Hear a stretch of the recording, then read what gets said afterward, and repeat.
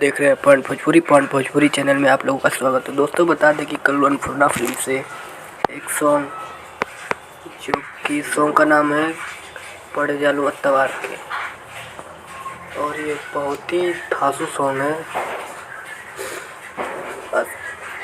इस वीडियो में नजर आएंगे आस्था सिंह, राइटर हैं बवाल राइटर अखिलेश कश्यप, और संगीत से सजाया है वीर वर्मा जी ने, कंपोज किया है सोनू तिवारी ने।